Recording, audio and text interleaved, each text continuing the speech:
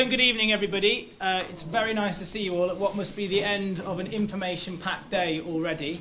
And I'm sure you've been told this many times, but if you could just check that if you've made a call in the break, that your phone is on silent, and that would be really appreciated. It's terrific to see so many people here on this dreary evening to hear this talk that's been prepared. My name's Richard Darborn. And I was actually at Pembroke College. In fact, it was a terrifying 14 years ago that I actually went to an open day, which I think was probably to me it was last year, but unfortunately that's not true. And I came down from Blackpool and attended some talks. And 2 years later, after I was fortunate to be accepted, I met Paul O'Mahony, who is over there. And we met during doing a Greek play. Yep. In Greek. Performed in Greek. I didn't and still do not know any Greek. But managed to do it phonetically. Paul. But you made some lovely sounds. But made some good sounds. What happened? And from there, we've kind of we left the university and have gone on into the theatre as actors and producers and writers at the Edinburgh Festival and places like that. And we also run Living Learning, which is very important to us. And we go into schools and arrange with these great speakers here talks like this. So we hope it's of interest and we hope it will make sense. Absolutely, and we're really fortunate that we're working with a great panel of people here this evening, who I'm going to introduce to you now.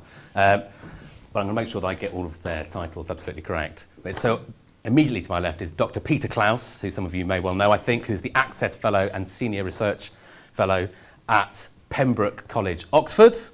And then here is Liz Sawyer, who is a DPhil candidate in Classics at Trinity College, Oxford, and furthest away from me geographically, but always close to my heart because he was my tutor at UNIV, but he's now at Christchurch because it's Professor Chris Pelling, the Regius Professor of Greek here at the university, and we're going to be talking about imperialism, both in the ancient world and now in the modern world as well.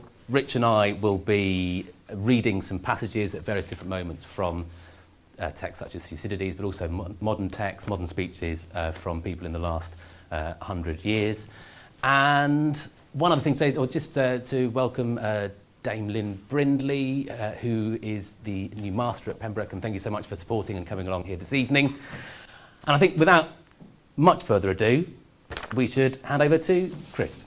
Okay, well, let me start by giving you the very good news. And it may have been dreary here, but it was utterly dreary in Manchester all day as well. And so those of you who don't know already will be delighted to know that, unless you're Australian, that the Test match ended in a draw. One can always rely on Manchester weather. Manchester people here? Yes. Yeah, thank you. Thank you. You've been very good to us. Imperialism, ancient and modern, and Peter will be rounding things off at the end by talking about it very much from a modern point of view.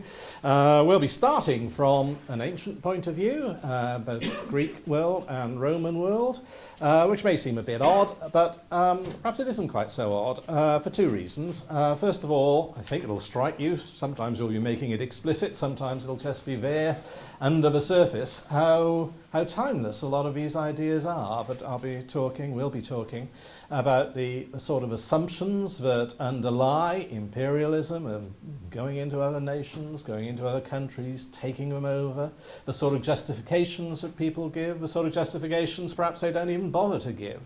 And we'll be seeing how many of the themes that were familiar in the ancient world are ones that seem terribly modern as well. It'll ring a few bells. And also something that Liz in particular will be talking about. It not merely rings bells in classicists' minds, it rings bells in contemporary politicians, international relations people's minds, particularly the Greek author Thucydides, writing about 400 BCE, is being a very big figure in the way in which particularly American theorists, American international relations people, American politicians, largely neocons, not just neocons, have talked about what they're doing and the sort of issues that come up now. So one of the reasons that classicists do classics is because it's fascinating in itself, I hope it is, but also because it's extraordinary how contemporary so much of it often seems. So imperialism, what do we mean by imperialism? It's no real word for it in the ancient world. There are words for empire, but there's a sort of ambiguity about the words for empire, just as there is in the modern world. When we talk about the Roman Empire, sometimes we talk about it as a sort of physical entity, the countries that count as being under Rome. We talk about the British Empire, it's the same thing, all those bits that were painted red on the map. And sometimes we're talking about it more as a concept. We talk about the Roman Empire as a period where there was an emperor. It's more of an idea rather less than a physical unity. That was true in the ancient world as well. The words in Greek and Latin for empire are both ambiguous in exactly the same way. There are words for being hungry for empire, and those are usually negative. But the notion of empire itself, is it negative? Well, that's one of the things we'll be talking about. One of the questions, though, that comes up right at the beginning, if we talk about justifications of empire, is that question whether it needs a justification at all. It does for us, I think. People need to have really good reasons why you go in and invade another country. And you get rather embarrassed about admitting it, just going into it because it's there and you want it. Is that true in the ancient world? Is it true in a lot of worlds until the 20th century, indeed? Perhaps a lust for power, a lust for other people's country is just taken as being natural, as a desire for more health or desire for more money, desire for more power can go with same sort of thing. Perhaps it's just natural. Perhaps it doesn't get justifications at all. Well, we'll see sometimes it does. But let's not start off by assuming it always needs one. Perhaps in most countries, in most cultures, in most periods, it may be taken as something a little bit more natural, a little bit something that is less anything to be uneasy about or feel you need to justify. Another question is its relation to freedom. Freedom, well, in the modern world, imperialism is thought to live pretty uncomfortably with freedom. If you're going into another country, are you taking their freedom away? It's no surprise that a lot of the justifications we do get are in terms of bringing democracy and freedom to the rest of the world, making it spread, opening other people's eyes to democracy and freedom. And democracy and freedom, it almost sometimes seems like one word. It goes together so much. Well, the ancient world is in some ways a good inoculation against too easy an assumption that democracy and freedom just go together. A lot of states, a lot of countries in the ancient world would have been horrified at the notion that they were democracies, but equally horrified at the notion they weren't free. They don't always go together. But there's a more basic point as well, about the whole notion of freedom may be thought of a little bit different. Rather than feeling uneasy because you're taking somebody else's freedom away, the people we're talking about could easily have thought about it as, well, almost a sort of continuum of self-assertion, let me put it like that. But if you're a slave, if you're under somebody else's thumb, the first thing you do is cast off that sort of yoke, make yourself free from somebody else, give yourself freedom of action. But once you've got that far, you don't stop. You carry on. You go and start taking over other people's freedom. Eventually, one notion around is it's the ultimate form of freedom, the freedom to do what you like and not be stopped from doing so by anybody else. So a rather odd idea that's in the background of some of the stuff we'll be talking about is that imperialism, bossing people around, going in and imposing your power, instead of being an embarrassment for freedom, is actually the ultimate form of freedom. And that's a very, very alien idea for us. But let's start off with a connection with democracy. I suppose a great example of democracy in the ancient world is Athens. Athens, particularly classical Athens, talking about 5th century BCE, something like that. I think the Sun did in the course of the Greek financial crisis, did a survey of 10 things that the Greeks had brought to the world. Theatre was one, democracy was another. The kebab, I think, was the third. I can't remember what the other 7 were. But democracy, yeah, great Greek invention. And let's start in Athens of the 5th century BCE. And let's start with Pericles, the great Athenian statesman. And let's start with the historian I mentioned, Thucydides, who tells the story of Athens, particularly Athens in its great war with Sparta towards the end of the 5th century BCE. There's no doubt that for Pericles, empire is not something to be ashamed of. Empire is not something to be embarrassed by. Power in particular is something that you can be very, very proud of. In almost the last words that he's given in Thucydides' history to speak, he looks forward to the way later generations will think of Athens. You should recognize that Athens has the greatest name among all men because she does not yield to adversity, but has made the greatest sacrifice of lives and labour in war, and has acquired the greatest power of any city in history to the present time. Future generations will retain in perpetuity the memory of this power. All things must wane, and we may have to give a little ground too, but posterity will remember that we had the widest empire of Greeks over Greeks, that we have held firm in the greatest wars against their combined or separate forces, and that we have lived in the richest and greatest city of all. So the widest empire of Greeks over Greeks, it's all about power. There's no word about culture. There's no words about the great tragic poets. There's no word about the Parthenon. There's no word about the theatre. All the things that we might think of, that the high spot of Athenian culture, a real cultural high spot in the ancient world. And there's not much justification there, except in terms of honour and glory. When Thucydides' Pericles does think of justifying the empire, it's in terms of what Athens has done. Athens did a generation or so before in giving a lead to Greece in fighting off the Persian invader. We deserve it. We did so much. We deserve that power. There's not much of any attempt there to justify it from the side of the subjects, the people you boss around, the tinies. But there is some interest in Thucydides' history, in what empire means, especially to the little people, to the tinies. And the famous, what we call the Melian dialogue, is here absolutely crucial. And this is in the middle of the war, the Great War between Athens and Sparta. But it's a period of Cold War. There's a long 5-year truce in the middle of a 27-year war, just before the moment where the Athenians are going to move on to eventually a very catastrophic invasion of Sicily, going way outside to the west of what you would expect to be the normal theatre where they'd be fighting. And Melos is certainly a case of the tinies. It's a tiny island just off the coast, not too far from Athens. It wants to be neutral between the two great powers of Athens and Sparta, the two great empires, really. But Athens is master of the sea, and Athens just won't allow neutrality. They're bullying, they're aggressive, and then because the Melians won't do what they say and come over to Athens, Athens calls it a revolt, and Athens moves against them in their revolt.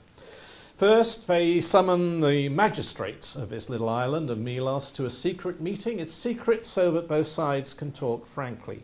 And then, very unexpectedly, it's the only time it happens, nobody hearing or reading it for the first time would expect Thucydides' narrative to do this, but it moves into dialogue form. And that unusual technique itself marks the tension of the moment. And the Athenians are frank about the way the discussion should go. We shall not bulk our argument with lofty language, claiming that our defeat of the Persians gives us the right to rule, or that we are now seeking retribution for some wrong done to us. That would not convince you. Similarly, we do not expect you to think that there is any persuasive power in protestations that though you are a Spartan colony, you have never joined their campaigns, or that you have not done any harm to us.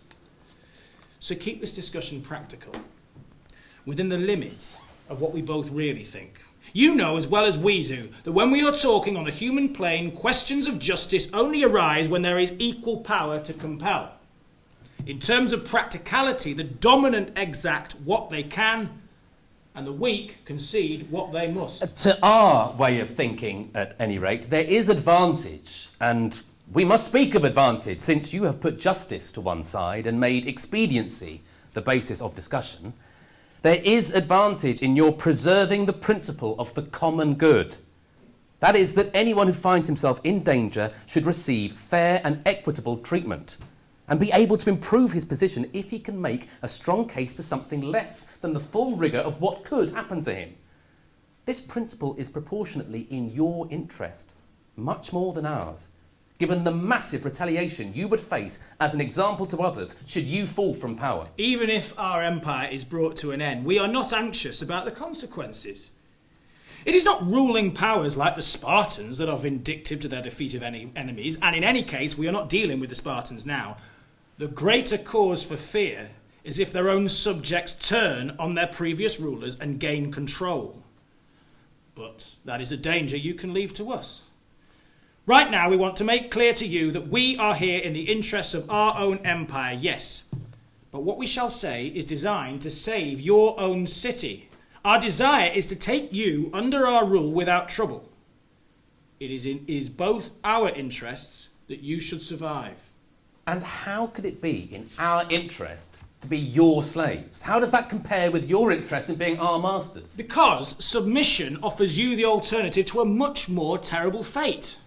And because we gain by not destroying you. So can we not be friends rather than enemies? Would you not accept our inactive neutrality? Your friendship is more dangerous to us than your hostility. To our subjects, friendship indicates a weakness on our part, but hatred is a sign of our strength. And do your subjects see the logic of this? Do they then make no distinction between those who were independent allies and the rest who are mostly your own colonies and in some cases have already revolted and been put down? Well, they certainly think that both categories of city have a case, but they see it as a matter of power. If independent states survive, it is because we are too frightened to attack them. And so it goes on. Brutal words indeed, language too about the law we didn't make ourselves, for nature compels one to rule when we can. The powerful rule where they can, the weak yield where they must. The Melians are not persuaded. They power of freedom. They want to carry on fighting. They carry on hoping against hope. Inevitable happens. They get crushed. All the men are executed. All the women and children are brought into slavery, and Athens has won. Now, actually, it's possible to make a case, believe it or not, that the Athenians are trying to be nice. It doesn't sound like it, does it? But a lot of their argument is, look, we really don't want to execute you, but you've got to understand we have no choice. People are looking at us. Neutrality, even neutrality, is a sign of weakness. It's better to be hated, provided we're feared. But don't make us do this. We don't want to execute you. And the Melians are too overborne by their own hope to realise it. But understandably, that sort of favourable reading almost to Athens is not the way it's usually read, and it's hard to read it that way. It's more often taken as a sign of their brutality and of their honesty. It's often taken as a text in what you might call the realist school of reading Thucydides, and we'll hear a little bit more about that from Liz at the moment. The feeling that all talk about morality in warfare is almost a waste of breath, that in the real world it's cool calculation of power, of self-assertion. That's really what drives the nations. That's what makes people tick. And whether that's a good reading of Thucydides in general, that's another question. It's certainly arguable that the realists in Thucydides, the people who push their power too hard, get it wrong. They make their state hated, and then they're storing out more trouble for themselves than they might have gained, and the goodwill they might have gained by taking a softer line. But that's a question for the other day. What we might be interested in now is how exactly that sort of topic and that sort of theme and that sort of realist view has become a great theme for international relations, and this is what Liz is writing about and now going to talk about. Thank you, Chris. Okay, hello.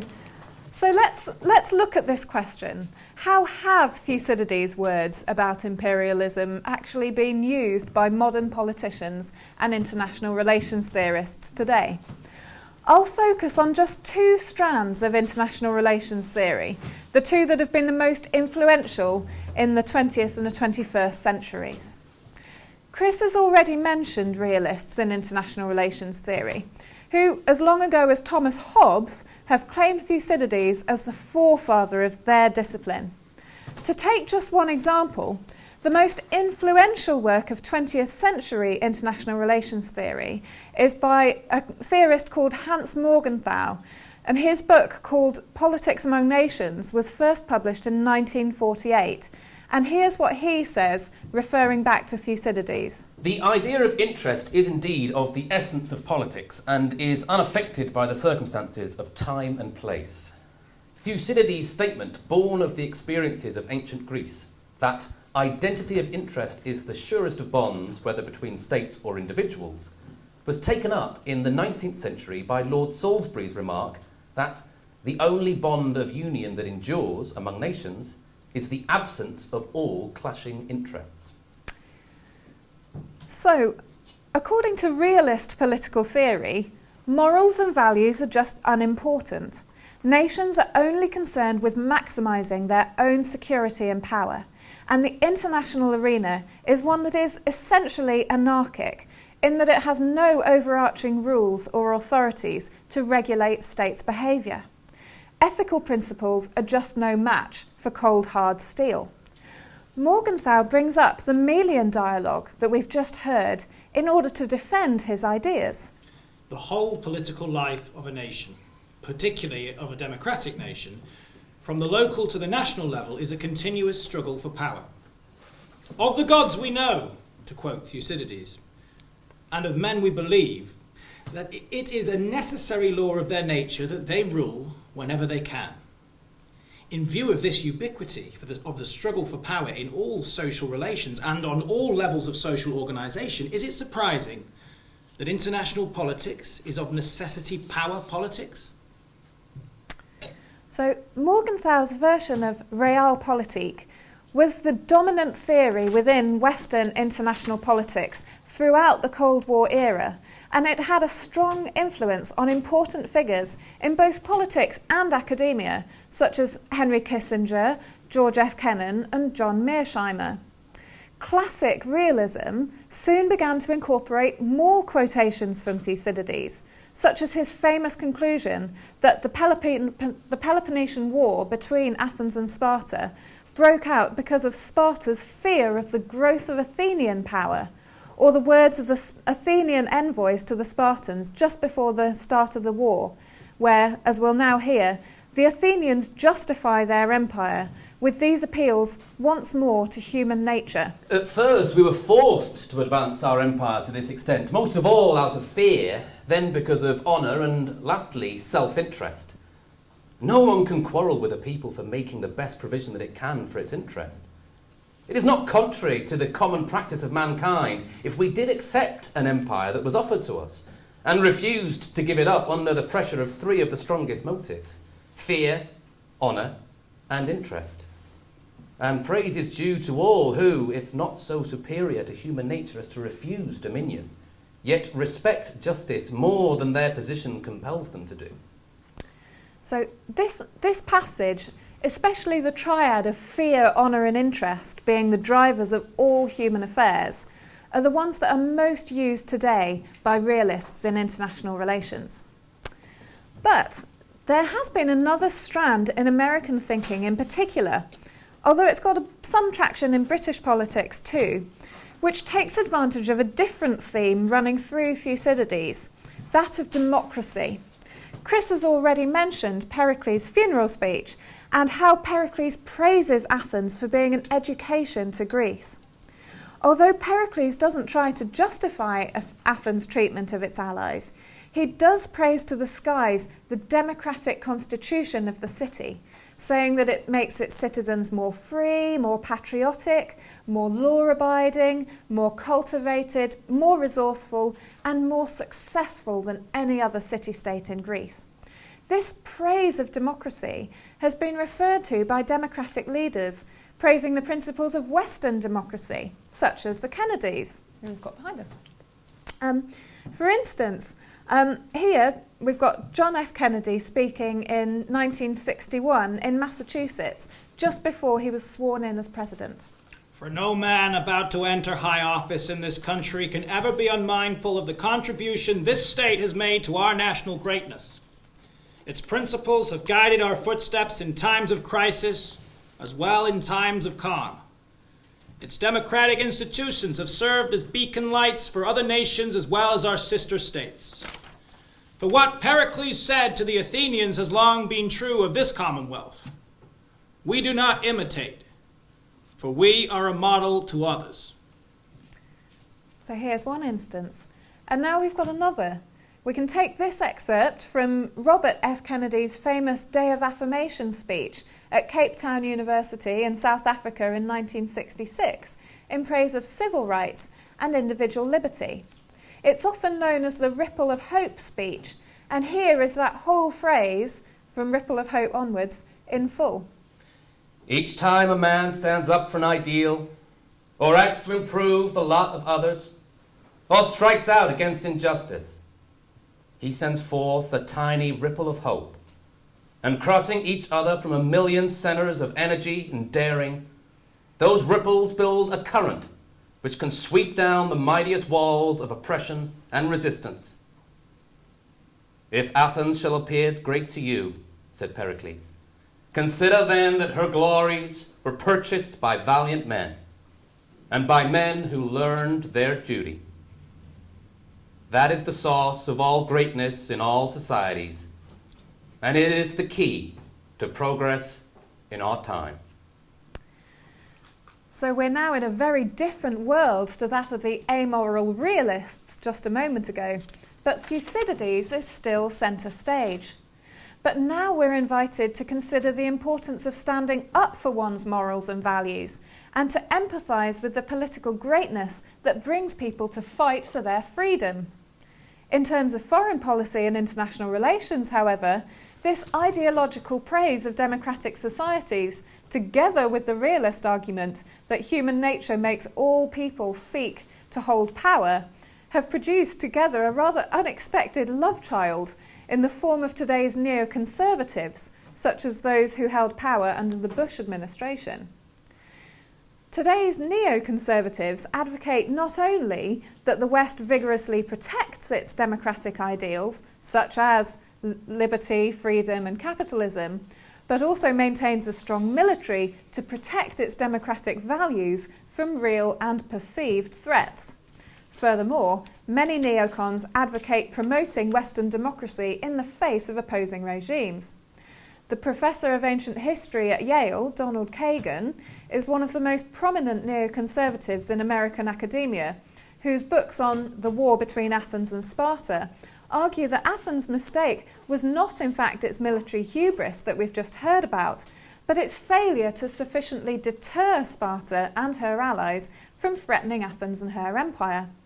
Irving Kristol, an American journalist and himself a neoconservative, has written that Thucydides is the favourite neoconservative text on foreign affairs.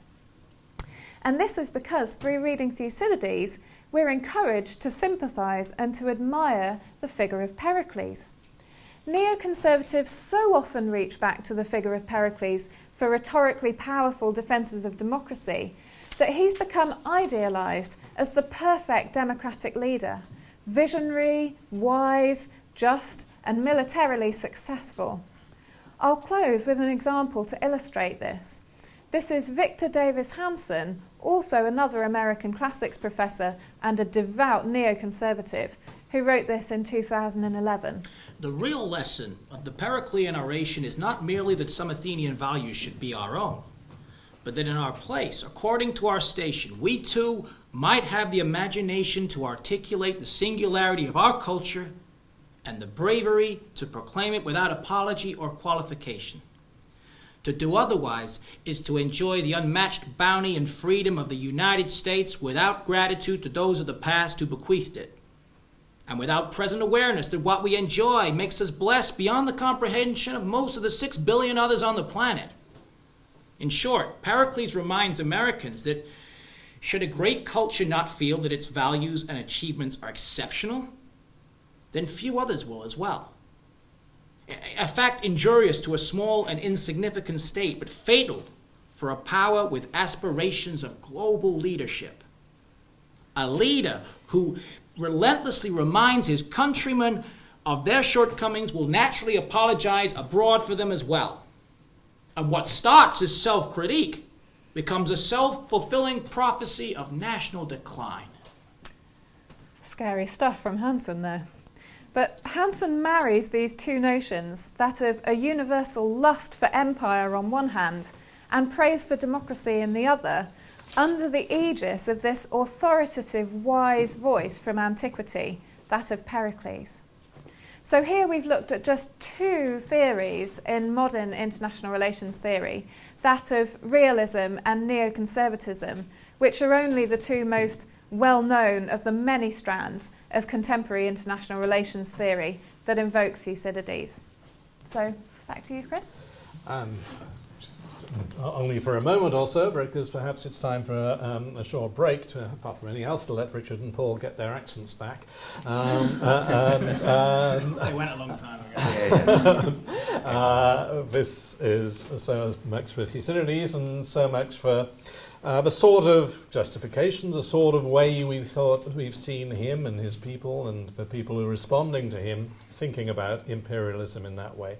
What we haven't talked about much, what we won't be talking about much unless people want to ask questions about it, is how this actually works in practice, how far Sparta, Athens, Persia, later Rome, really interfere with their subject peoples, how much they mess up their constitutions. Varies different times and different places, I think. But the main interest of what we're talking about is how people thought about it. And let's stop there for a moment to see if people would like to raise questions or comments on what we've said already. Has anything got anything they would like to ask or clarify? It's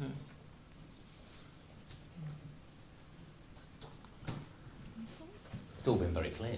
Stand silence. Does anyone study anything? Go on. Oh. Yeah, just. What's a realist? Good question. So a realist is, it's an idea about how to think about how nations behave on the international level. So if you're a politician and you've got to make a decision, say, about what you're going to do, whether if a nation wants to invade you, or how are you going to go about figuring out how you're going to respond, what your policy is going to be.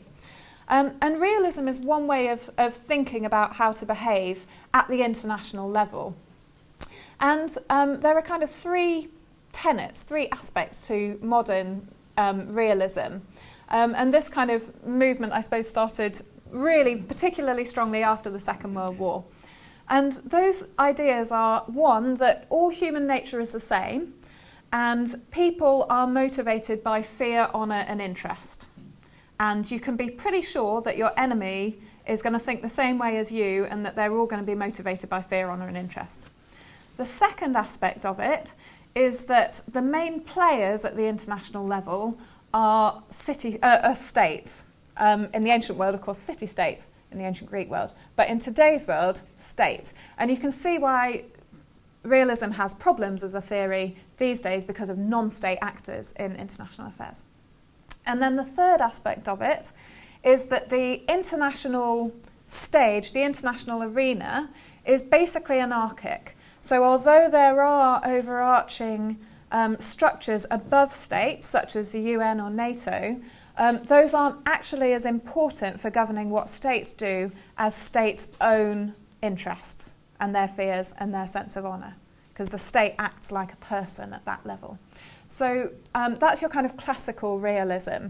And of course there are lots of different people. I mean, anybody thinking about that, of course you can immediately think there are massive sort of problems with this. So various other theorists in kind of government-sponsored think tanks or in universities or within governmental political departments have different takes and things. But this is just one way that people think about the international stage at the moment. So that's a realism. And anybody who wants to talk to me afterwards about various of the other ways that we can think about what goes on at the international level, please do so after. Mm-hmm. Yep. Do both realists and neoconservatives place power over culture? Sorry, place power? Over culture. So just repeat the question. Yeah. Just so we get it. So is both Do both realists and neoconservatives place power over culture? Both realists and neoconservatives place power over culture? That was the question. That's a really, really good question. Do you mind if I Please in? do. Okay. Please do. For realists, absolutely, yes.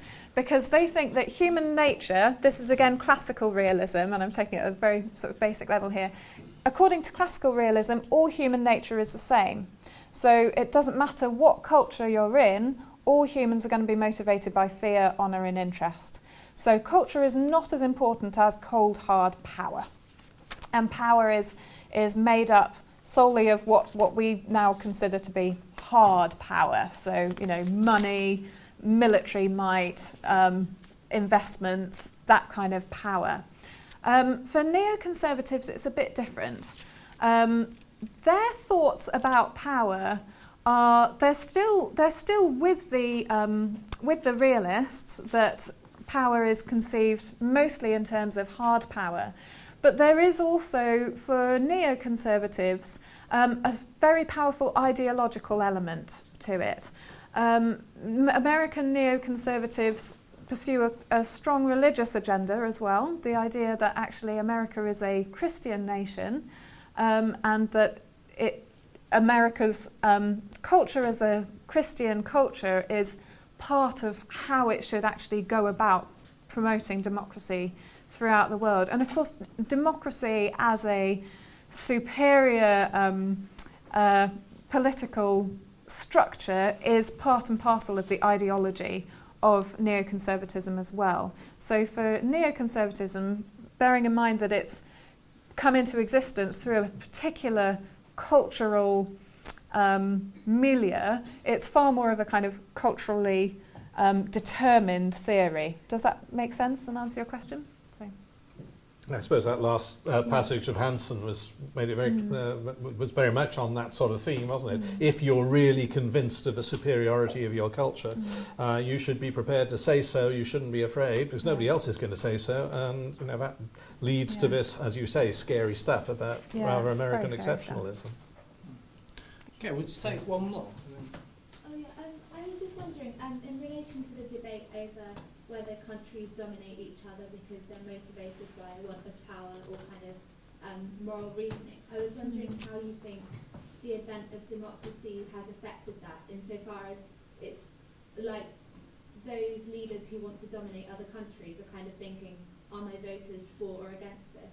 And so I was wondering whether that's made it more that kind of they determine it by morals or they determine it by a want of power.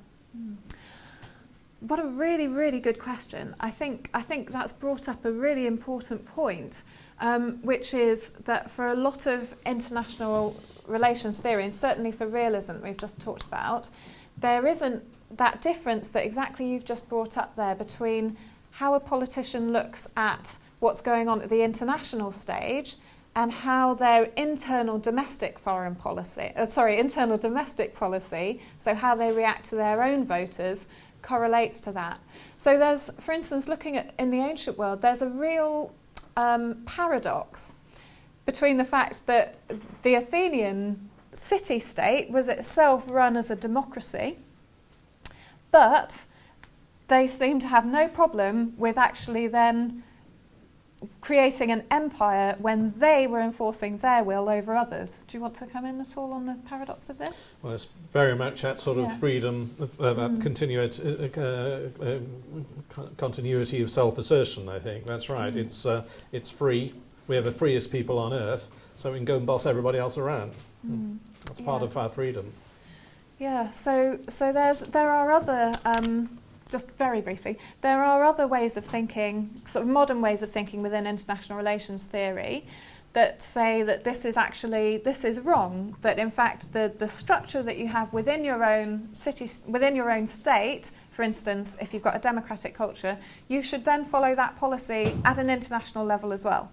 So if you're in a democratic country, your foreign policy should also be democratic and should mirror the kind of policy that you have within your own state. So does that answer your question a bit?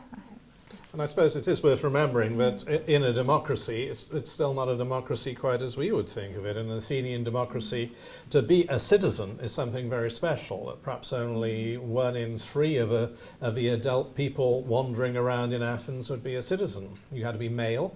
So that immediately misses out 50%. And there are a lot of slaves around. To be a citizen is a great privilege, and it gives you the right to boss people around within your own city. It's more of a natural extension of that, to feel, yeah, we are special because we're Athenian citizens. These lesser people here, the slaves and probably the women, are parallel to those lesser people over there, Thebans, Spartans. Again, we're special. Shall we go on? Because actually the relation of power and culture that you brought up is relevant to the next bit, next passage we'll talk about. We haven't had much so far of any sort of justification looked at from the point of view of the dominated rather than the dominators. We go forward some 500 years after Thucydides to Plutarch, and he's talking about Alexander the Great in one of his essays.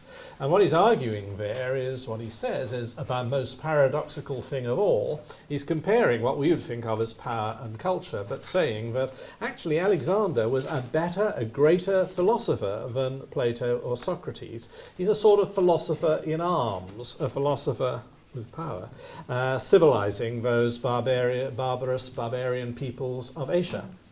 First of all, consider, if you would, the most paradoxical thing of all, and compare the pupils of Alexander to those of Plato and of Socrates. Those two just educated the talented young who spoke their own language. Yes, if nothing else, the pupils understood Greek. They did not influence many either. But people like Critias and Alcibiades and Cleitophon shrugged off their teaching as if it were a bridle, spat it out, and went in other directions. If you look at Alexander, he taught the Hyrcani how to marry, and the Aracusians how to farm, and persuaded the Sogdians to take care of their parents rather than slaughter them, and the Persians to respect their mothers rather than marry them. What a marvellous philosophy, in fact. It brought Indians to worship Greek gods, Scythians to bury their dead rather than eating them. Thanks to Alexander's taming of Asia, Homer became the reading matter there, and the children of Persians and Susians and Cadrosians came to sing aloud the tragedies of Euripides and Sophocles. Socrates brought in strange religious ideas and was punished for it in the Athenian courts. Thanks to Alexander, Bactria and Caucasus bowed down before the gods of the Greeks. Plato wrote one republic and persuaded no one to live like that because it was so forbidding. Alexander founded more than 70 cities among barbarian races and spread Greek culture through Asia, overcoming their uncivilized and savage habits of before. Hardly anyone reads Plato's laws, but tens of thousands adopted Alexander's and still live by them today. The lucky ones were not those who fled from Alexander, but those who were conquered by him.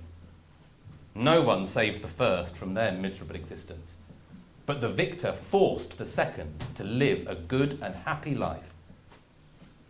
We'll hear a little about the white man's burden and Kipling later on. That's a sort of Macedonian equivalent, isn't it? The Macedonians, Macedonians and Greeks, or all Greeks, are there civilizing the world, bringing civilization to those barbarian tribes.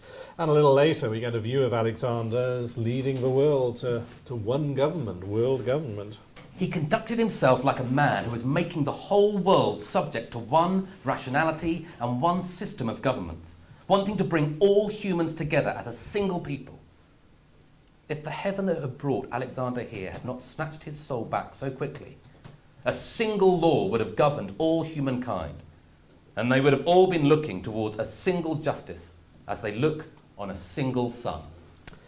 Great stuff. What would have happened if Alexander hadn't died at the young age of 36? There he is behind us, planning out a city. For once he's actually building a city rather than destroying them there. In fact, the great historian Arnold Toynbee has a wonderful essay, What If Alexander Had Grown Old?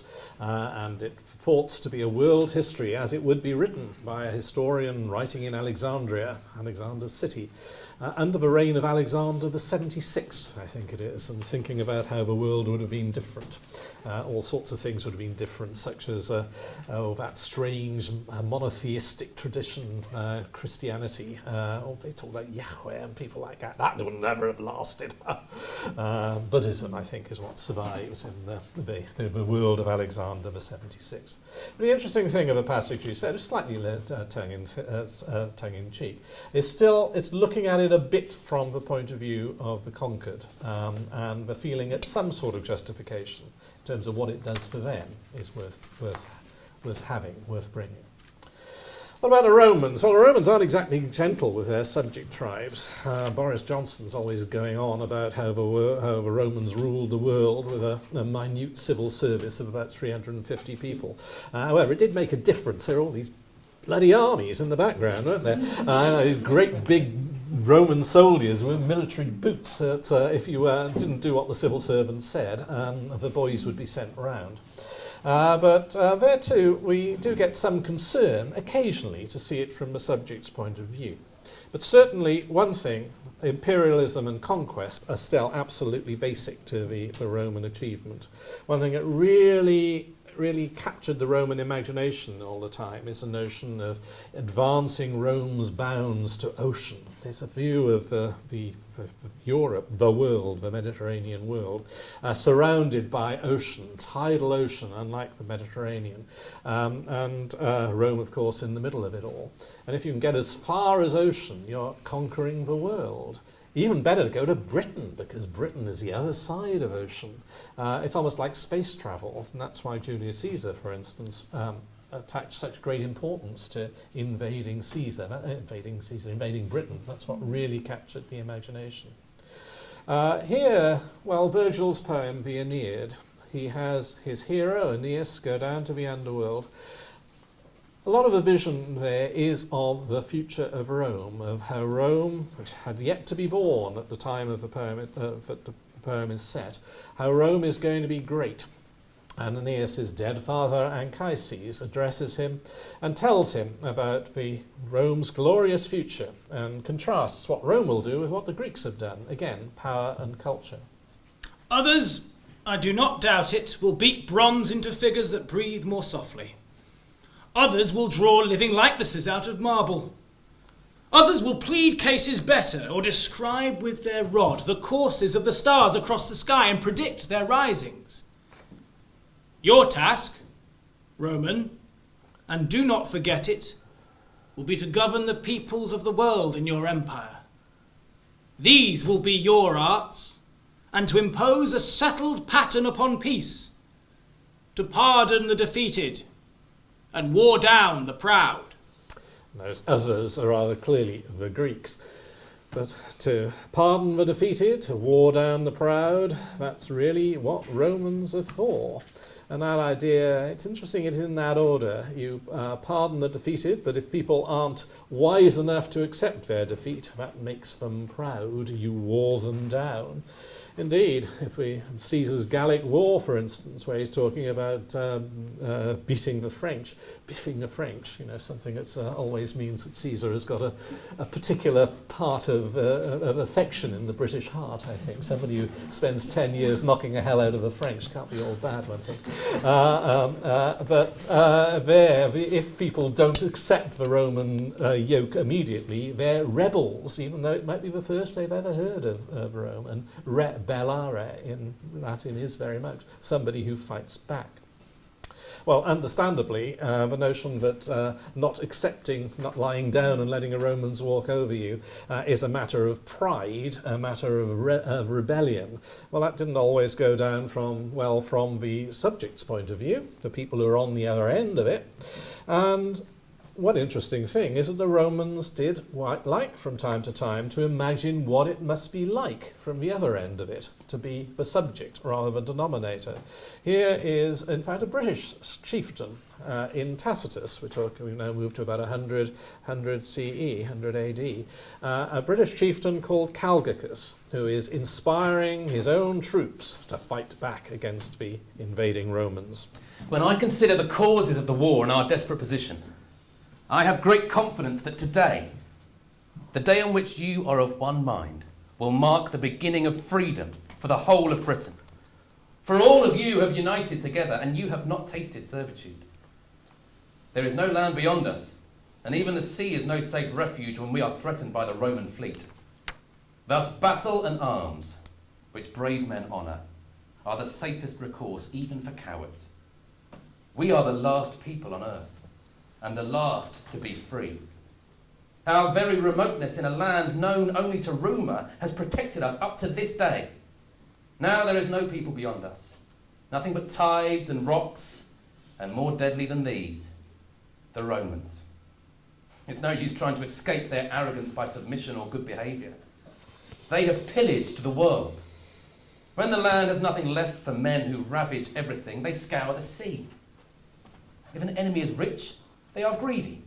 If he is poor, they crave glory. Neither east nor west can sate their appetite. They are the only people on earth to covet wealth and poverty with equal craving. They plunder, they butcher, they ravish, and call it by the lying name of empire. They make a desert, and they call it a peace. And there's more, there's a lot more as well. Talk of wives, daughters raped, goods and crops carted away, men lashed into working on Roman roads. Cry freedom is Calgacus' cry, and they fight. And they do fight, and of course they lose and they die. And the victor is Tacitus' hero, the Roman general Agricola, his own father-in-law, in fact. Well, what are we to make of that?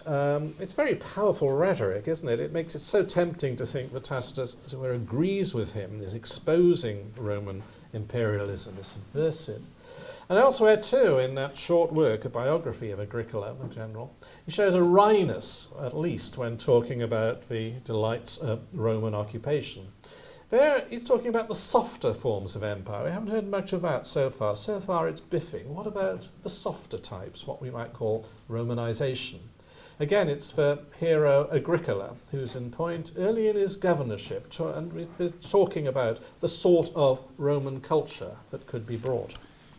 He gave encouragement to individuals and assistance to communities to build temples, marketplaces, and townhouses.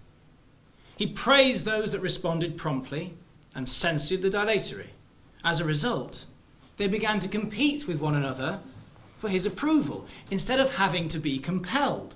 Further, he educated the sons of leading men in the liberal arts, and he rated the natural talents of the Britons above the trained skills of the Gauls.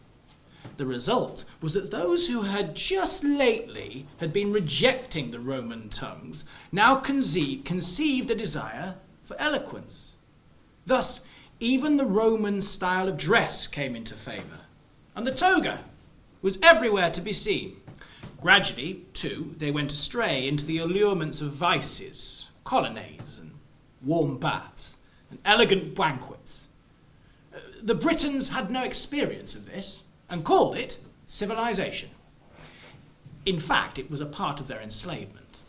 So again, a rather acid view. They called it civilization. In fact, it was part of their enslavement. It is the softer forms of empire. It has often been called Romanization, bringing in Roman culture. And again, it's a power and culture a contrast, I suppose. But Tacitus sees through it for what it is. It's interesting that the Romans themselves don't have a word for Romanization. We often talk about, historians sometimes talk about Romanitas, but it's not really a Roman word until very late. I'm not sure what Americans either talk about Americanization. I've heard American friends say, well, no, we don't talk about that at all. The rest of the world may talk about Americanization. It's when you're doing it yourself, you perhaps don't think of it quite like that. That's, again, rather like the Hansen view of bringing what's great about your culture to the world. It's interesting to compare these softer forms, how they were used. What of Tacitus' own views? Is he really agreeing with Calgacus? Is he really being subversive? There's actually quite a tradition in Rome of being able to fantasize yourself, as it were, into the other person's point of view. In Virgil's poem, the Aeneid, quite often, I think, a modern reader at least, and not just a modern reader, I suspect, thinks that we're seeing it from the point of view of Dido, the great victim of Rome's empire. Is this subversive? I'm not so sure. There is, after all, a very strong military tradition of being able to respect one's adversary, to understand completely where you're coming from, to behave in a rather gentlemanly way even towards them once they're conquered. The Romans weren't quite so good at doing that once they'd conquered people. And still respecting them for what they are, seeing their point of view and still thinking that the job to do is to go out and kill them. And I think Tacitus wouldn't have had too much problem with that. What we do have anyway is the possibility of different views. What I'd like to end with in my part of this is a passage going back a little earlier to a Greek author writing about Rome about 150 BCE. Different views of the Roman Empire in his day. Rome has just destroyed Carthage, its great traditional enemy, Carthage in Africa. Carthage, 50, 60 years before, produced Hannibal and the great threat to Rome's existence. Now Rome has had the opportunity, they've razed it to the ground. Polybius, the historian, has given us vivid descriptions of the Roman soldiers playing dice on priceless paintings that are thrown onto the ground. It's very reminiscent, actually, of tales of American soldiers in Baghdad. And there are 4 possible views, Polybius says, on that destruction of Carthage. There were some who joined in approving what the Romans had done. They said that they were taking a sensible and pragmatic view of their empire. This was a source of perpetual menace, a city that had often disputed world power with them. Given the opportunity, they would fight again. To destroy it and secure their own country's control was simply a mark of good sense and far-sightedness. A second group disagreed. They said that Rome had not kept to the principles on which they had built their empire. No, they had slipped away into the sort of lust for power that had typified Athens and Sparta. They had started more slowly than those Greek cities, but they would end the same way. Their previous policy had been to fight everyone until the point of victory, then to make terms on the basis that the conquered should obey them and do whatever they were asked. This new policy had started with Perseus and their destruction of the Macedonian monarchy, root and branch. Now it had culminated in this decision about Carthage. They had not suffered irreparably at the Carthaginians' hand, but had taken an irreparable and severe decision about them when they had been prepared to accept all conditions and obey all orders. The third view was that the Romans were above all a civilized city people, and they prided themselves on fighting their wars simply and nobly. They did not use night attacks or ambushes and rejected all stratagems that involved deceit and trickery, thinking that open and face-to-face warfare was alone appropriate. But now everything concerning the Carthaginians had been done in trickery and deceit, offering something one moment and concealing another, until they had gradually cut off all hope of help from their allies. That wasn't Roman or civilized. It was redolent of tyrannical practice, and if one used the proper names, it was just like impiety and truce-breaking. A final group objected to that as well. If, they said, the Romans had proceeded like that prior to the unconditional surrender, offering one thing and gradually revealing others, then the accusation would be fair. But in fact, the Carthaginians had surrendered on terms that allowed the Romans to take whatever decision they wished. Now the Romans had used that power, and what they had decided could not be likened to impiety or truce-breaking. So, 4 different views. It was dead right. It was a sign of how much Rome had changed. It was awful. It was wrong, with a capital R. Or it was simply the Carthaginians' own fault. They'd surrendered. They should have seen what was coming. Different sorts of views, and we could debate what Polybius himself thought. I suspect myself he was more with the second view. It was a sign of how much things had changed. But what's interesting, I think, is that all these different views are put into the air. Goes with a reason why Polybius is writing. He goes out of his way early on to explain why he is writing these later books, taking it through to this moment where Rome, after rising to world dominion, behaves like this. I should add to the events I have already mentioned an account of the subsequent policy of the victors, exploring its character and how they exercised universal power and the varied ways in which others received and reacted to it. And also the motives and ambitions that ruled in the minds of individuals and guided their private lives and public policies. For it is evident that this will make it clear to people today whether it turns out that Roman power is something to shun or to welcome, and to later generations whether they should judge their power to have been something to take as a model or something to censure.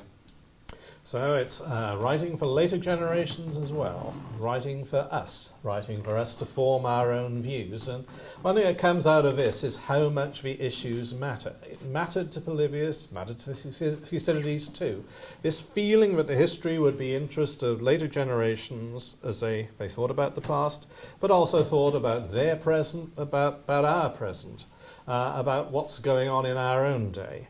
And perhaps a suggestion that readers might be able to cope with them a little bit better for thinking on the issues as they have happened in history. So the issues mattered then, the issues matter now as well. And this would be a note to, I think, hand over to Peter.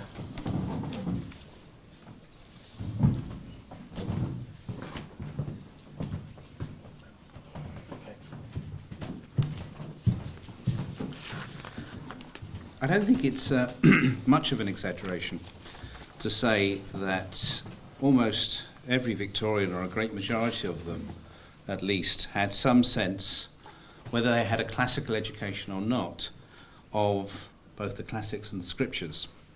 And they certainly lived unconsciously with their influences. They understood empire in a way, and in their day, because they understood it in the days of the ancients. Now this was, I think, fairly universal.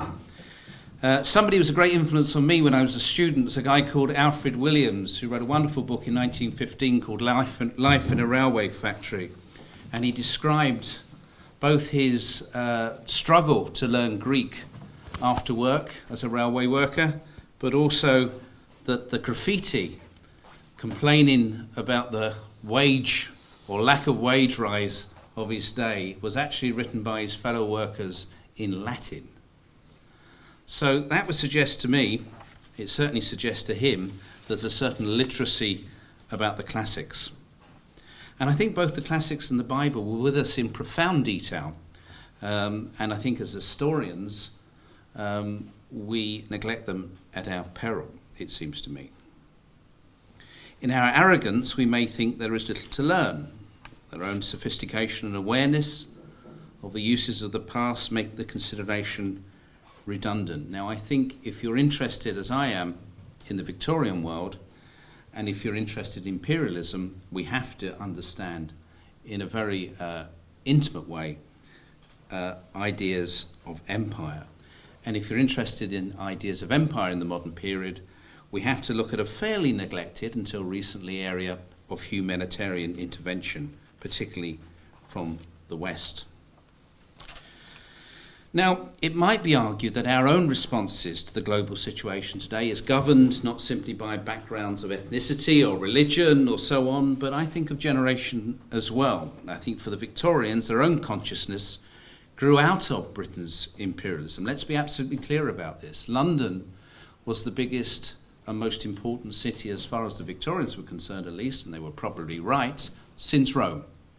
They understood the importance of their role on the world stage, but in doing this, and in their missions to other societies, they also recognise the noble or innate superiority of what they would have called primitive peoples, but saw this as the forewarning of inevitable degeneration. As Peter Bowler has argued, developments within branches of history, from anthropology to archaeology to anthropology, were constructed on an idea of social development, but on a social development that was built through the ascent of a linear hierarchy of stages. Primitive people were thought to be degenerate remains of a once civilized people. Now that's a major influence on the Victorians. The second major influence was in their influence, their intellectual understanding of classical categories. Like any other imperial power, they were acutely aware, particularly of Rome, of the importance of luxury and decadence, which they thought or feared would lead to inevitable decline. Put simply, they thought that in the last part of the 19th century, in Britain, in London, in fact, history had reached some kind of zenith. Thirdly, and more powerful than even this classical legacy for the Victorians, was the survival of a thick seam of Protestant revivalist faith, of which I'll say just a little bit more in a moment. That's enough to say at the moment that it was important in the campaigns against slavery that marked the era and had marked the beginning of the 19th century as well. Now, my own consciousness, as somebody brought up in the 60s and 70s, I began to think was largely influenced by the inheritance actually of the Second World War. To others, perhaps a little younger than I, it's more the influence of the anti-imperial and decolonisation movements that governed, say, their responses to 9/11 or to Iraq and so on. I was certainly mindful of decolonisation and what we thought of as the kind of basic wrong of imperialism. I remember my mum telling me about, how we used to, shoot Indians out of cannons, and how imperialism was, something that was a kind of awful stain on the British character. And also aware as well, as somebody who spent most of my political life on the left, of the Chartist and then liberal Ernest Jones, who very famously said of the empire, "It's a place where the sun never sets and where the blood never dries." Now, can I just get you on that theme just to very briefly look at this list of what contemporaries would have called small wars, but we might, I think, more properly think of as wars, uprisings and rebellions. This is simply a list of wars or rebellions that Britain was involved in at some point during the chronological 19th century. You might note that Britain was at war, if I'm right, with China and Russia simultaneously, which is quite an undertaking and not something I think we would probably attempt today. You might also notice the obscurity of the conflicts.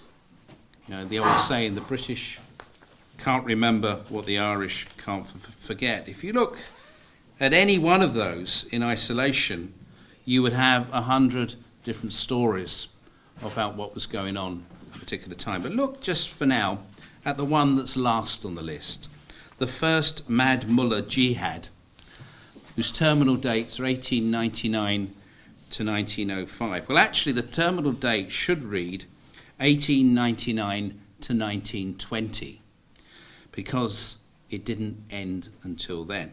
It involved a guy called Hassan, that's the Mad Mullah in question, who was finally bombed in the wake of the First World War by the RAF and died, as so many people died in Europe at least, and North America of the influenza just after.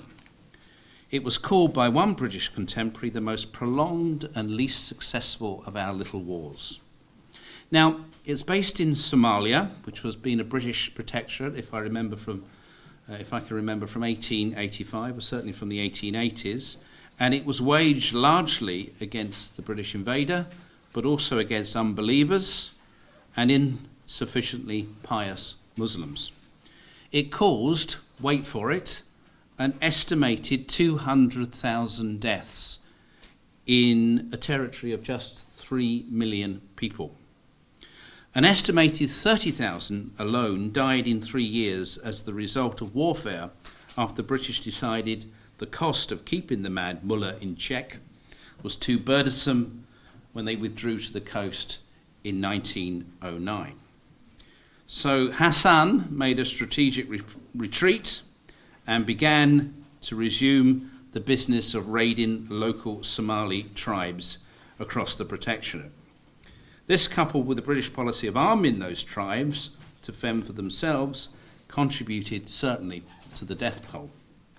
Hassan was condemned by the British Some of the observers, a good number of his co-religionists, that's for certainly true, who had anyway kind of grudgingly admired his determination and his sustained resistance to imperial power.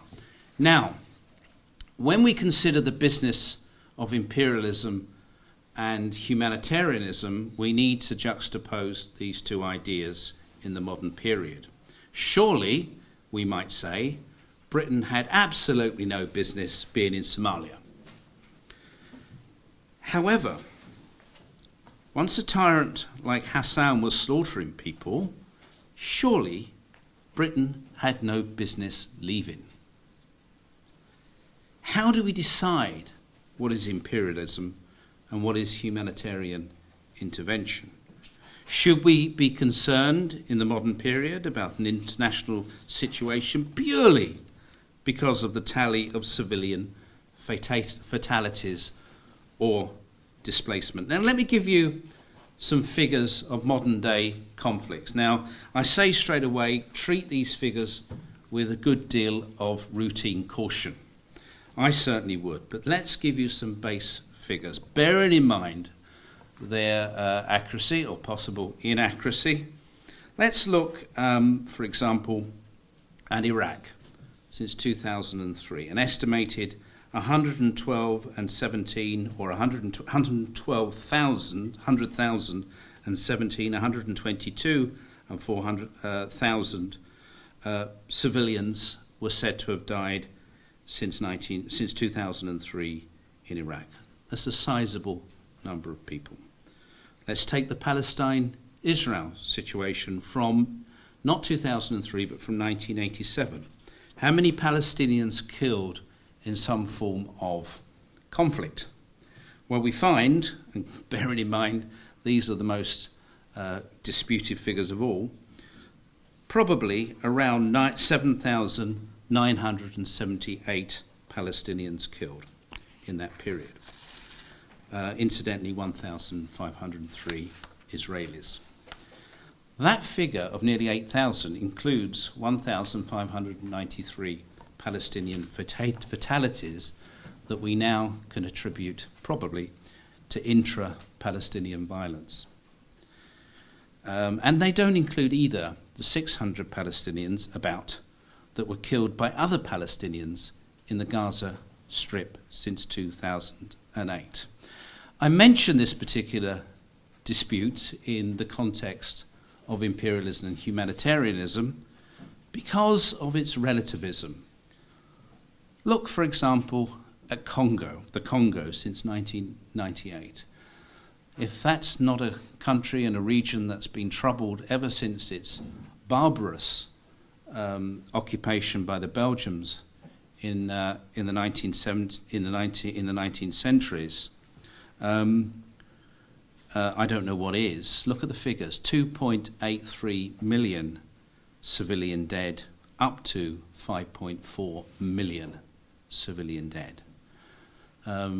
Nobody should sneeze at 8,000 dead Palestinians, but this is, even if you take any of the figures in between, in the Congo, is a massive civilian loss. Yet since 1965, we've seen 24 UN resolutions against Israel or concerning Israel, and 3 concerning the Congo. After 2006, the United Nations Human Rights Commission was replaced by the UN Council. It had been replaced because it had been broadly led by countries such as Libya, with a membership that included Algeria, Chad, Cuba, China, and Russia. Iran, even after that reform, is currently on the panel for the Women's Rights Commission, and Syria on UNESCO's Educational, Scientific and Cultural Organization Human Rights Committee. The question I make is really not to make any kind of partisan comment about those particular global conflicts, but to ask the question as an historian concerned with imperialism and humanitarianism, is that why some conflicts appear more important than others, and why Some seem appropriate to label imperialists and others subject of humanitarian intervention. Briefly, imperialism and humanitarianism have histories. Humanitarianism can be historically divided into two categories. The first we might broadly call trusteeship. That is, invasion of another country is justified in absolute kind of cultural terms, i.e. we're better than them. And then, if you believe the rhetoric of the West in the 19th century, the West was at the highest stage of civilization, as evidenced by Protestantism, of technical innovation, education, etc. And races and nations are on a lower level, or some races and nations are on a lower level, but can eventually progress. So when Britain ruled India, it was, as Burke very famously said, as a sacred trust, a duty, until the moment India would be ready to rule itself, rather in the way that an adult would look after the property of a child. Nowhere, I think, was this idea of trusteeship mixed with a kind of rather ugly scientific racism found than in the utterances of my first reading from Rudyard Kipling. Take up the white man's burden. Send forth the best ye breed. Go bind your sons to exile, to serve your captives' need, to wait in heavy harness on fluttered folk and wild. Your new caught sullen peoples, half devil and half child. Take up the white man's burden, in patience to abide, to veil the threat of terror, and check the show of pride. By open speech and simple, 100 times made plain, to seek another's profit and work another's gain. Take up the white man's burden and reap his old reward. The blame of those ye better, the hate of those ye guard. The cry of hosts, yet ye humour, slowly, towards the light. Why brought ye us from bondage, our loved Egyptian night? Take up the white man's burden. Have done with childish days, the lightly proffered laurel, the easy, ungrudged praise. Come now to search your manhood. Through all the thankless years, cold-edged with dear-brought wisdom, the judgment of your peers. The second category under humanitarian history, I think, is one we might broadly call human rights. It was first motivated by evangelical philanthropy, the kind of evangelicalism that insisted that slavery was a moral evil, and the civilizing foreign mission to what was regarded as kind of childlike people. First, I think it was a creature of the right, then the left, and then eventually in the early part of the 20th century and into the 1920s and 30s, it was taken up, I think, by the labour and trade union movement. It began certainly by then to have informed the decolonisation movements, and even the United Nations formed in 1945. In the earlier period, in the evangelical period, it was very, very popular in a city-based, well, it tended to be very dominated by city folk, at least, called the Aborigines Protection Society. It was a strategic attempt to allow trade to continue in West and Central Africa and eventually other parts of Africa. The argument was that trade and relationships that ensued would guarantee rights, that is, rights that were based on property and were maintained by the exchange of goods and ideas in a commercial setting. Presumably, indigenous people would simultaneously realise the virtue of Christianity and free trade, and therefore achieve a higher status of civilization. This, by the way, was a language used by this group as well to try and describe the inner cities, not least of the East End, with the language of barbarianism, savagery, and so on, directed this time to the poor. A lot of people saw through this, not least the Fabian and Irish playwright George Bernard Shaw, who was damning his condemnation of this contingent form of human rights based on profit. No, because the English are a race apart. No Englishman is too low to have scruples. No Englishman is high enough to be free from their tyranny. But every Englishman is born with a certain miraculous power that makes him master of the world. When he wants a thing, he never tells himself that he wants it. He waits patiently until there comes into his mind, no one knows how, a burning conviction that it is his moral and religious duty to conquer those who have got the thing he wants. Then he becomes irresistible. Like the aristocrat, he does what pleases him and grabs what he wants. Like the shopkeeper, he pursues his purpose with the industry and steadfastness that come from strong religious conviction and deep sense of moral responsibility. He is never at a loss for an effective moral attitude. As the great champion of freedom and national independence, he conquers and annexes half the world and calls it colonisation. When he wants a new market for his adulterated Manchester goods, he sends a missionary to teach the natives the gospel of peace. The natives kill the missionary. He flies to arms in defence of Christianity, fights for it, conquers for it, and takes the market as a reward from heaven. In defence of his island shores, he puts a chaplain on board his ship, nails a flag with a cross on it to his top-gallant mast, and sails to the ends of the earth, sinking, burning, and destroying all who dispute the empire of the seas with him. He boasts that a slave is free the moment his foot touches British soil. And he sells the children of his poor at 6 years of age to work under the lash in his factories for 16 hours a day. He makes 2 revolutions and then declares war on our one in the name of law and order. There is nothing so bad or so good that you will not find Englishmen doing it. But you will never find an Englishman in the wrong. He does everything on principle. He fights you on patriotic principles. He robs you on business principles. He enslaves you on imperial principles. He bullies you on manly principles. He supports his king on loyal principles and cuts off his king's head on republican principles. His watchword is always duty. And he never forgets that the nation which lets its duty get on the opposite side to its interest is lost. That's where it really stings at that last sentence. He never forgets that the nation which lets its duty get on the opposite side to his interest is lost. And that's how Bernard Shaw, the Fabians, the decolonisers, the anti-imperialists began to see human rights in a slightly, radically different way than they've been seen before.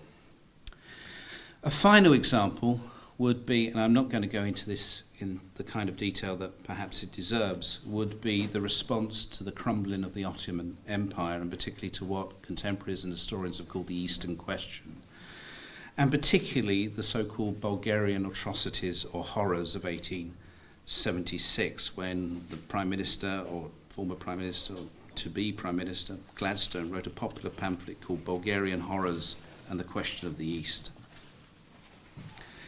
Essentially, the humanitarian case, was perhaps a departure from realpolitik in that sense to the kind of responses, state-governed responses to imperialism, humanitarianism that had been the norm, were normative through most of the period before and most of the period after. Or his response when he wanted to react against the death of, as he saw it, the barbarous death of Christians in Europe, was simply an indignant and self-righteous attack on Muslims. In any case, he didn't get anywhere with Disraeli and the Conservatives. Much of the army, the navy, the city, nobility, landed gentry, all saw it as meddling in other people's business. So, in conclusion, we might be unsurprised at the Conservative response to most recent conflicts, from Hurd's response in the Balkans, right through to the current situation in the Middle East. The no meddling people in the more recent Stop the War movement were certainly well represented. If, however, and I put it as a big if, however, Iraq in 2003 was a humanitarian intervention and not a war of money and interest and imperialism, then where were those historical humanitarianisms that had supported in such droves Gladstone? Where are they now as we witness the slaughter in Syria? With somewhere between 93,000 and 100,000 Syrian dead in the last 27 months, I, for one, would argue for just a little more meddling. Thank you.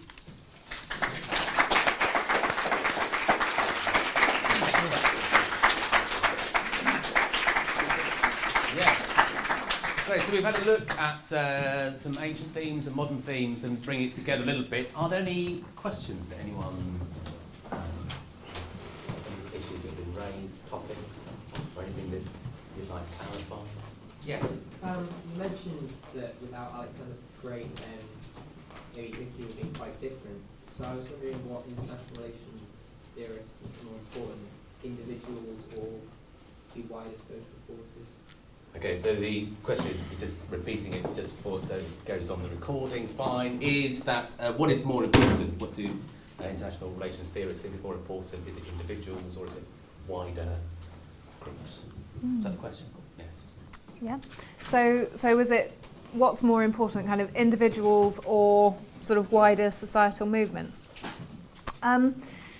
It depends very much what school of international relations theory you're part of. Realists would say, again, it's individuals within city-states that determine then what city-states do. You could take kind of the sort of opposite end of the scale from realists would be, say, a group of theorists. The best well-known one who talks about the ancient world actually is a guy called Ned Lebow, and he calls himself a constructivist. And that way of thinking about what happens at the international level says that morals and values and even power are pretty much what people make of them. So what is considered within a particular culture to be important or to be authoritative or to be powerful is going to formulate the basis of how that city-state or how that group of people or how that individual or how that culture then behaves. So constructivists would take a very different line and say that any individual within a culture, within a state, is going to formulate their own ways of thinking according to the cultural norms within that environment. So you've kind of got your constructivists at the opposite end. Can I come in just maybe with one more? Like idealists, for instance, kind of a little bit out of fashion now, but idealists or utopians, for instance, at the end of the First World War, when you had the creation of the League of Nations, they thought that actually it was possible to end future wars by a kind of a global increase, a global increase in kind of human consciousness, and that after experiencing such a terrible war, everybody around the world would feel that they would never ever want to go through that kind of thing again. So that's a sort of utopianism perspective as well. This is quite interesting. I'm not sure, I don't know much less than the other two about international relations. In terms of historians, I was looking a year or so ago at what's called virtual history, and indeed Alexander the Great. What would have happened if Alexander the Great had grown old? What would happen if the Emperor Augustus had died young? You know, these sort of stories of trying to work out alternative scenarios of how history might have worked. It's got tremendous fun, and it's all totally unverifiable. And historians themselves are very divided on whether it's useful at all. But I did have a look at the ways in which historians tend to use it, and this is a grand generalisation, probably more true than false. Where people do think that history could easily have been totally different, could have gone down a totally different path, It's much more often than not military terms, that battles could have gone the other way, that French could have won Waterloo, that Germany could easily have won the Second World War, and probably would have done if America hadn't entered the war and so on, and they hadn't invaded Russia. First World War could easily have gone differently. On the whole, there's much more reluctance to think that things could totally have been different on a political front, because there's much more of a belief that things are pretty overdetermined anyway. They could have happened at a different time, perhaps, but America was going to break away sometime. Perhaps it wasn't going to happen in 1776, but it would have happened by 1815. It might have happened earlier, it might have happened later. So there's a tendency on the politics things to think that things on the whole do tend to be much more big movements. If where you do get great men or great women coming in, it's quite rare, but it does. It perhaps is very rare things like.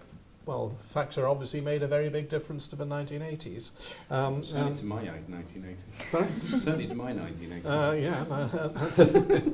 And to all our mentalities. Yes. But it still is more of it's more military, I think, on the whole. Does that strike you? Yeah, absolutely. Yeah. Spot on. Sorry, I've got to ask. You said that politically, I may have misunderstood, but you said that things would have happened inevitably. So, for example, America breaking away. Are you saying that we're heading towards an ultimate, not goal, but destination? Yes, doubtless, but who can tell what it is? I mean, there's also a question of causation and predictability, but because things do tend to be caused, it doesn't mean that they're always totally predictable, I think. I spoke a lot about stages of civilization and stages of history, not least because the Victorians were rather obsessed with them. You mentioned Toynbee was another one as well. And that, in sense, they had a much less sophisticated idea about cause and effect. So they were quite happy to put, Marx did it, Smith did it, all of them, Augustus Comte, all of them thought and understood through the notion of stages of civilization or stages of movement that they could chart one to the other. We don't do that anymore because we just simply, as you say, we just simply don't have that kind of,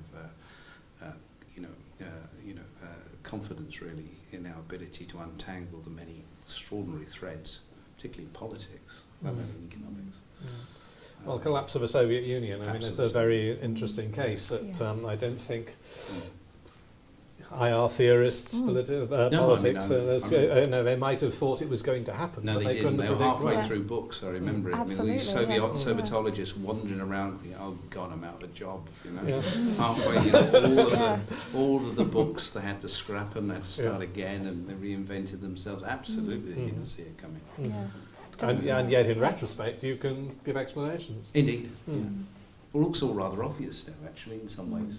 Not for particular timing for it, but certainly that it's had a sort of sense of inevitability. If you can get into space, but you can't provide women's tampons in an economy, you're in trouble. You just can't. It ain't going to work.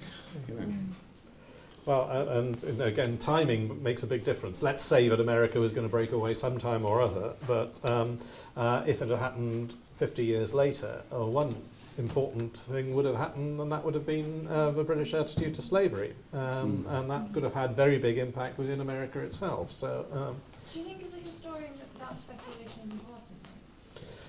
Interesting question. In a way, any time you talk about causation or explanation at all, there's a sense in which you are making some sort of judgment of what would have happened. If you are going to say that X caused Y, a very simple thing, normally it's much more complicated than that.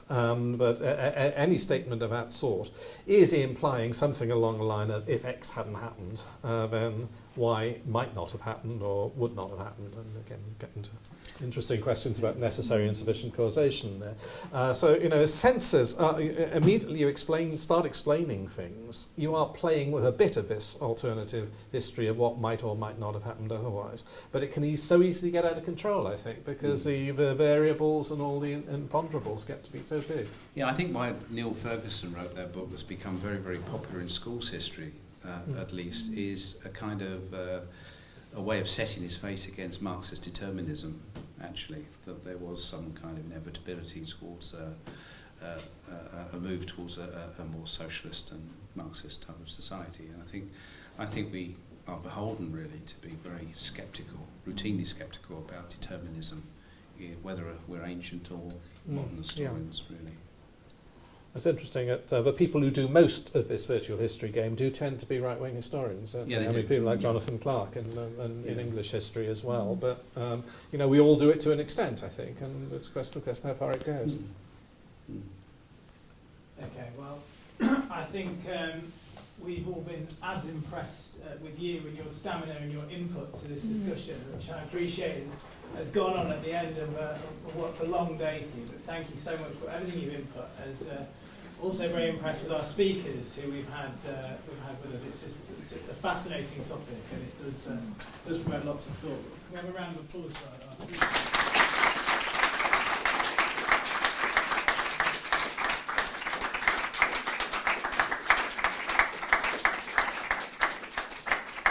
And thank you very much to these two as well, who have done a wonderful job of enlivening. Thank you. We are going to just indulge ourselves with just 2 more minutes, if you could just hold on. And Richard is going to, in a hilarious way, I hope, but actually a serious way, because this is a serious poem, read one more poem from 1966, if I remember, by Louise Bennett, called Colonisation in Reverse. What a joyful news, Miss Matty! I feel like me heart win burst. Jamaica, people colonizing England in reverse. By the 100, by the 1,000, from country and from town. By the shipload, by the plane load, Jamaica is England bound. Them a pour out of Jamaica, everybody. Future plan is for get a big time job and settle in the motherland. What an island!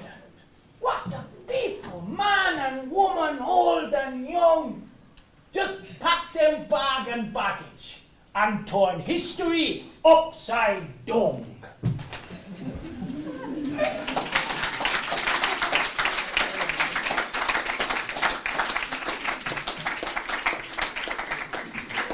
Can I just finally say, if we can ask the Master to please go into college first and apologise us for being late for dinner. Thank you very much. Thank you, everybody. Thank you.